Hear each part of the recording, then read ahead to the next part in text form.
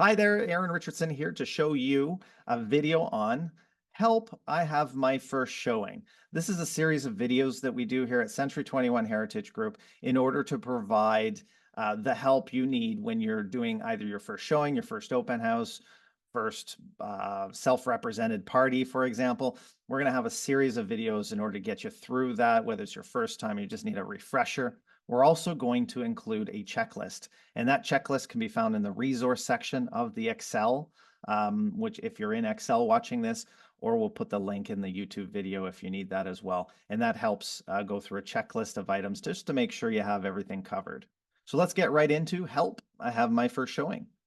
Today's topics is going to include the pre-showing preparations, what to do before a showing happens. It's going to include the day of showing and arriving at the property, how to conduct yourself during the showing, the post-showing, what to do after the showing takes place, and of course the etiquette and conduct you have throughout the process and understanding what's expected of you and what's good business practice. So let's get going. Pre-showing preparation. You are going to make sure that before you do a showing or work with anyone in real estate, you go through the RECO information guide and explain it. That's the first step of the process. In this case, I'm in SkySlope forms. You can use web forms as well, but you're going to print off or send over the RECO information guide. Whether or not you explain that over Zoom or in person is up to you. My suggestion is before the showing happens, is asked to meet them at the office or somewhere where you can quietly explain the RECO information guide. So choose an area that is comfortable and quiet. You may also decide to do your buyer presentation at that point in time. I'm big on buyer presentations. It will take an hour or two to go through all the nuances of purchasing a home, making sure they're pre-qualified and going through those lists of everything you provide in terms of value.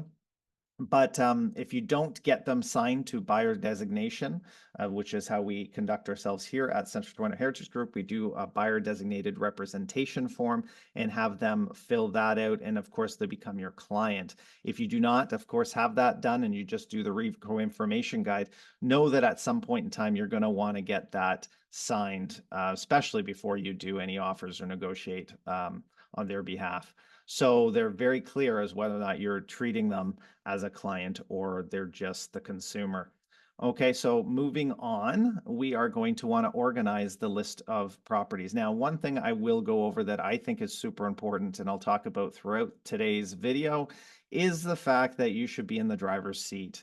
You should be in control of the situation. You're the realtor, you're the professional, and you're going to be booking in these properties for them that you think are best for them. Of course, you're going to have buyers call you and say, I want to see this property, I want to see that one.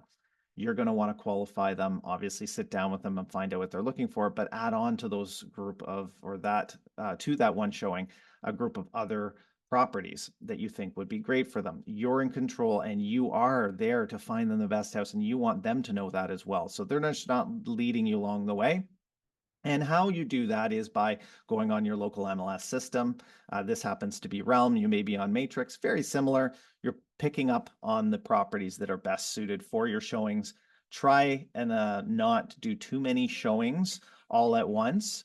So meaning if if you've got 6 properties, maybe you split it into 2 groups of 3, Saturday, Sunday, or maybe you do all 6, but don't push past 6 because it does get confusing and takes some time. It's hard to overlap showings to show up on time too, as soon as you do more and more. So I'm suggesting kind of limited around 4 or less. Pick the top 4 and then move on from there.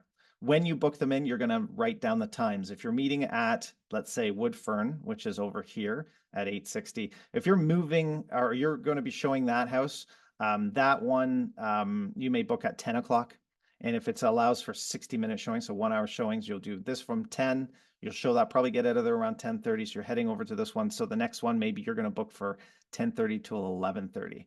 Because they're side by side, maybe do both at 10:30 to 11:30 and then go from 11 till 12 on the next one. So you have 3 showings before 11 o'clock and then you'll have this one booked. Don't go early, don't go late. It can only be during the times of the showings. If you need to cancel or you need to call and let them know you're going to be late, you need confirmation of that. So you're going to arrange them in the way that is best suited to show the properties. Okay, and you're going to do that through here. Now, how do you book a showing? Well, you're going to book online, which is through the online clickable link in the app. or in your MLS system that may open up or will open up a window for however they have on the listing agent's technology setup. Now, a lot of ours is through Broker Bay. Some of it's through Showing Time, just depending on what program. So it may look a little different, but they're all basically the same thing. You're going to be able to book a buyer broker showing. There are different drop-down lists. So if you're doing an inspection after you purchase the property and it's a conditional phase, it'll have to say inspection. It'll have different ways to book, but buyer broker is the correct one for what we're doing today.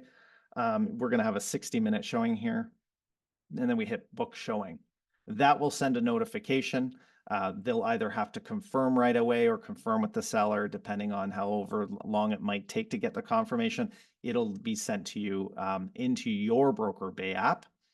Whether or not that be on your phone or whether or not that be on a desktop version, which you can get through the desktop version through your board, or if you've downloaded the app already, you can get it on your app, and I'll show you that in a sec. The other way to book a showing, if you're not doing it this way, let's say this online appointment's not available, or you just want to call the listing brokerage, you will be calling the office number, not the cell phone number of the agent. You're going to call the office because they want to put it into the system and confirm through their notification system. So call the office. Here's a bit of a script or dialogue. Hi, I would like to book a showing, a buyer showing for 712 Elgin Street between 10 and 11 o'clock on October 16th. They'll ask you your name. You'll give them your name. My name is Aaron Richardson, your brokerage, Century 21 Heritage Group, and your office number, and you'll put the office number in. Okay. Obviously, you're overlapping showings for timing, etc., but you want to make sure that if whatever information they're asking, they'll kind of lead you through it too, right? So if you call and ask for a book or showing, they'll say, well, what time? What's your name? Right? So they'll help you through it. Just give them the information. That will be, again, sent to our office. Our office will log it into Broker Bay, and then it'll show up on your phone. So here's an example of what the confirmation looks like. In this case, I booked a showing at 145 Canyon Jackson Drive, and that's 10 to 11 on the 16th, and it's waiting approval. As soon as it's approved, it'll come through approved. It'll give me a lockbox code and instructions on how to show the property and things to do. Your showings will always be available in there, so feel free to book them all in and nicely organized within the Broker Bay app. To get onto your Broker Bay app, if you haven't done that already, the easiest thing is just to download the app Broker Bay and then sign in using your email address that the board provided. Okay, and then it'll set you up with the app. If you have any problems, talk to the front desks or the brokerage, and we'll get you all set up. The other thing to know ahead of time, so prior to doing the showing, is how to open lock boxes. There are different types of lock boxes, anywhere from the dial lock, which is just easy enough to put the number in the code that you got provided, push down on the little lever, it flaps open, gives you access to the key, and then you close it back up when you're done, and then reset that to a random number. The push button is you put in the 4 digits. Now, a lot of times you have to reset it first. There's a little reset button to reset the lockbox, and then put in, if it's 1, 2, 3, 4, you put 1, 2, 3, 4, and then click on the top lever. To put it back, you reset, you put the keys back in, hold down on the top, and then close it up, let go, and it'll be locked. Okay, so the last one's the hardest one. It's the high school locker, I call it. You are going to, let's say if the code is ABC, you're going to go left, left, left to A. You're going to go past B once, so all the way around past B, hit it on the second time, and then go straight to C the third time. And now, if you have any problems with these type of lock boxes or any type of lock boxes, you can always use YouTube as a resource and practice. And they may have some lock boxes at the office. Maybe some of the agents have some older ones you can try on. Just for, just to practice with them. But it's good that you get an idea how to unlock these before getting to the property, maybe fumbling around, maybe being a bit embarrassed not being able to open the lockbox. The other type of lockbox that's out there is the electronic lockbox. The electronic lockboxes there's different manufacturers. You're not going to see a ton of them in the GTA area. Some of the outlying regions like London, Guelph, and some of the other places use them exclusively. London requires them, for example. And there's different types that are out there. The first type, let's talk about electronic keys. You get a password, you type in the password just like you would for the other lockbox that we were talking about, and it opens up. Okay, you push the button, opens up, and then you put it back in, close it, and it'll lock up. It'll only allow you access through the times that you're designated to be there, okay, which is one of the security features, which is great. There's also ones with smartphone apps that you have to download. You get the app downloaded to your phone. You put in your information. You're going to need to have Bluetooth and location services on your phone. It's a little more technical, but when you get to the property, it's great because the lockbox, as you bring it closer, it'll just open up for you. You'll just follow the instructions on the screen. Of course, secure it after use. With these type of lock boxes, I'm gonna, just give a, sort of a star here. There are, London as an example is a good example. The board only allows electronic lock boxes and are only registered with board members. So if you're going to be showing from outside the board, they're going to need to give you a one-time code. So you have to call the listing agent to get that all set up. So there's some nuances there. For the GTA area, those that are thinking about using them because they are more secure. It only allows during certain times. So great for people that have sellers that are really particular about this, really want to make sure that, people are only going through the times they're designated, which is important. The security is important. So if they're going to be using one of these, the only problem is it's not a common practice in our area of the GTA, which will limit some people from being able to open these things. Sometimes it's just more difficult, right? For them to figure out. So there is a bit of a drawback there, but I do like the security these have. Make sure that when you are picking out properties that you are aware of the area. Now, there's certain things that are nuances with homes that even if I know the area, I need to research schools, for example. Well, the Realm app allows you to do that. As one of the advantages of Realm over some of the other systems, such as Matrix. It does have the school catchment areas designated. So you can go into, for example, Elgin, or no, we did Woodfern here. So you click on Woodfern, there's the listing, and I went to the map layers. And the map layers allow us to print off schools, or at least see schools. And this shows the catchment area for Woodspring public school, for example. So if they're going to public school, this is the public school they go to. It's just, again, schools are important to know. Shopping, what's in the area, influences around the area, any stigmas. The difference that one street makes over another is important for buyers, right? They may be on the wrong side of the track, or they're in a social housing area, or they just may need to know that, or they will need to know that. They need to know if there's any stigmas, any developments that are happening in the area they need to be aware of. There may be, a view of a skyline they want to see when they buy the house. That's the reason why they bought it. And all of a sudden there's a big, apartment building going up behind. So it's make sure to know your area and to not trade outside of an area you're not going to know. Right. When I say not going to know, there are areas that, a little less or whatnot, you do your research and you're providing great service. But please make sure that you do that research ahead of time. Printing the client MLS form ahead of time as well. So as you book in the showings, print off, it's always good. I know some people don't want to print off with, having the paper, wasting paper and stuff. Either way, I think giving the client something to write on is important. So I'll show you something else that you can do as a point of good business practice. But by printing off the MLS form, it gives them all the information, allows them to make notes. Only provide the client version. So when you're printing it off on your MLS, there is a version for agents and clients.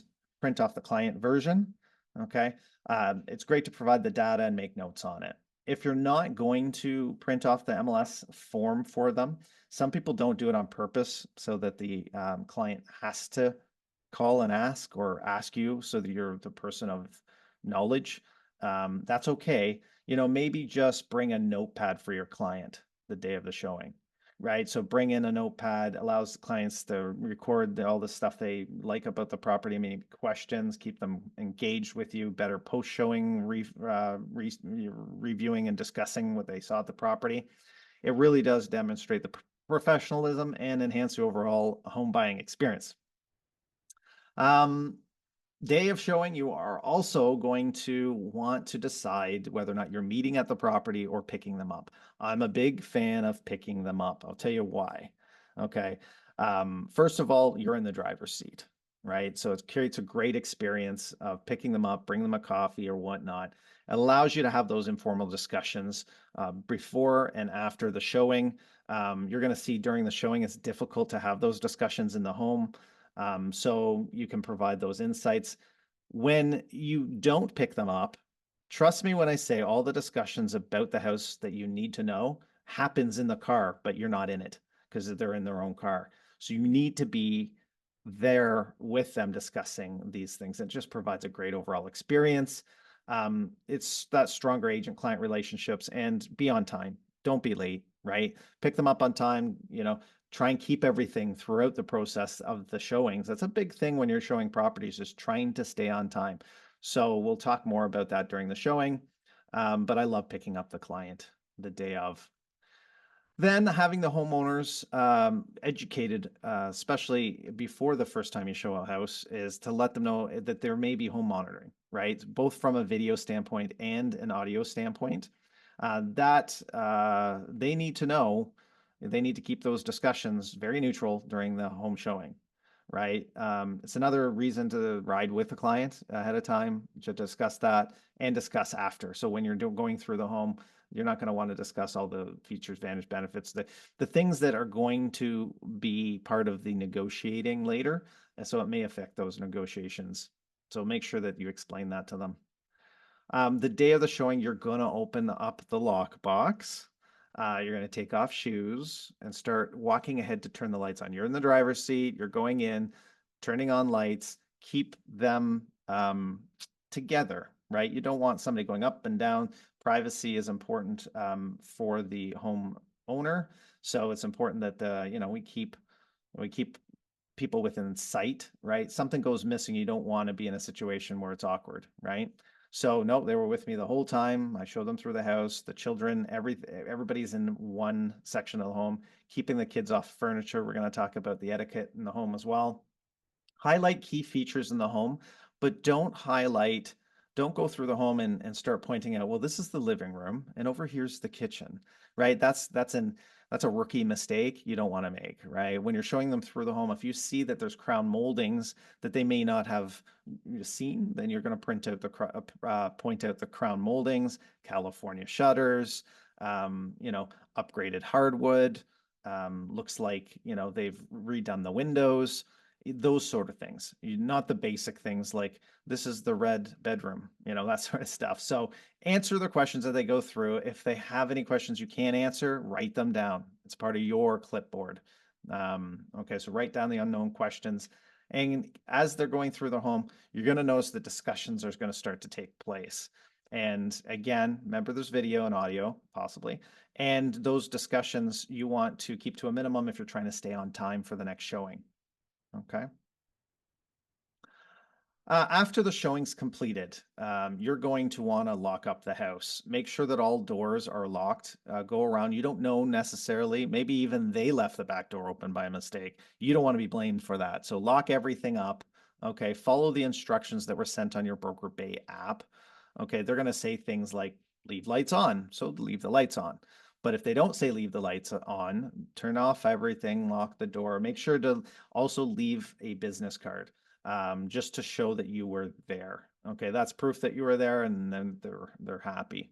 So moving on, post showing, when you get back to the office, get home, pop open your computer, make some notes in the system. As you can see in the CRM on Remarketer, I've opened up Jim Smith. It says contact, register at the open house, and then I showed him properties, 3 properties on Wednesday, October 16th, had some interest on Elgin Street.